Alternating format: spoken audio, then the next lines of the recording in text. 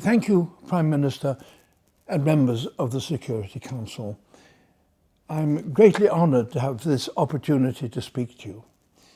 I'm not a politician, nor am I a diplomat. I speak as a member of the public who listens to your deliberations and pronouncements with care and concern. We know that the security of the entire world depends on your decisions, that you hold the key to preventing a repetition of that global catastrophe, the Great War that took place during my youth and transformed a whole generation. And that awesome responsibility, I know well, still rests with you. But may I plead that today there are threats to security of a new and unprecedented kind. These threats do not divide us. They are threats which should unite us, no matter from which part of the world we come, for they face us all. They are rising global temperatures, the despoiling of the ocean, that vast universal larder on which people everywhere depend for their food. Changes in the pattern of weather worldwide that pay no regard to national boundaries, but that can turn forests into deserts, drown great cities, and lead to the extermination of huge numbers of the other creatures with which we share this planet. No matter what we do now, some of these threats will assuredly become reality within a few short years. Others could, in the lifetime of today's young people, destroy entire cities and societies, even altering the stability of the entire world. The heating of our planet has already reached the point that the impacts on the poorest and most vulnerable people are profound.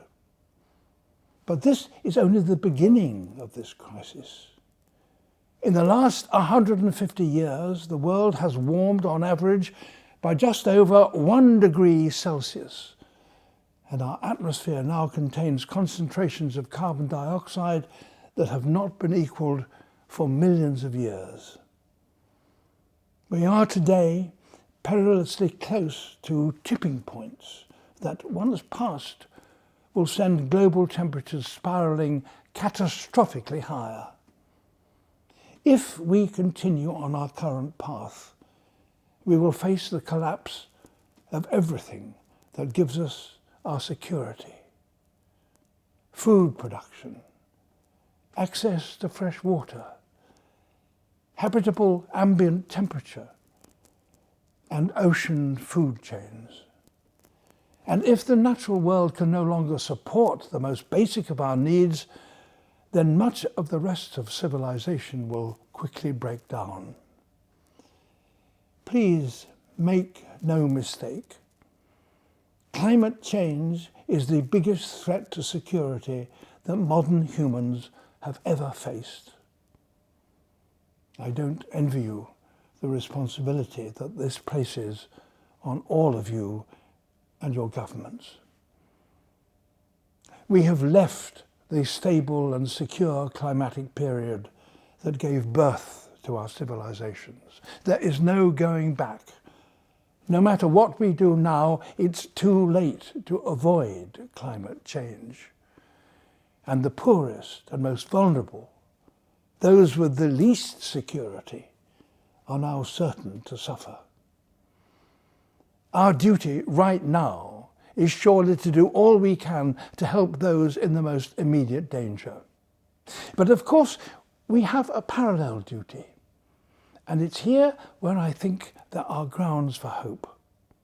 While it's true we can never go back to the stable, benign climate that enabled us to flourish for the past 10,000 years, I do believe that if we act fast enough, we can reach a new stable state.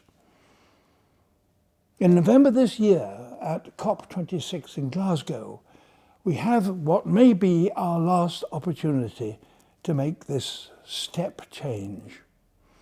if we recognise climate change and the loss of nature as worldwide security threats, as indeed they are, then we may yet act proportionately and in time. The change needed in itself sounds immense, and of course it is. But we already have many of the technologies needed, at least for the initial changes.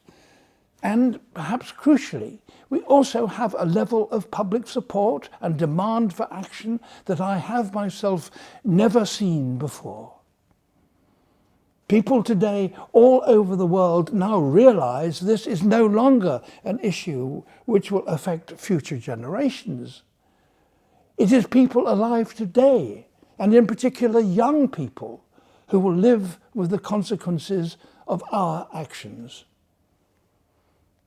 Politicians and business leaders know this too.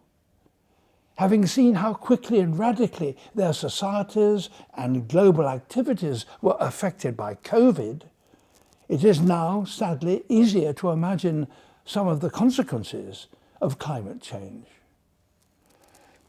Perhaps the most significant lesson brought by these last 12 months has been that we are no longer separate nations, each best served by looking after its own needs and security. We are a single, truly global species, whose greatest threats are shared and whose security must ultimately come from acting together in the interests of us all. Climate change is a threat to global security that can only be dealt with by unparalleled levels of global cooperation. It will compel us to question our economic models and where we place value, invent entirely new industries, recognise the moral responsibility that wealthy nations have to the rest of the world, and put a value on nature that goes far beyond money. And through global cooperation, we may achieve far more than tackling climate change. We may finally create a stable, healthy world where resources are equally shared and where we thrive in balance with the rest of the natural world. We may, for the first time in the entire history of humanity, come to know what it feels like to be secure.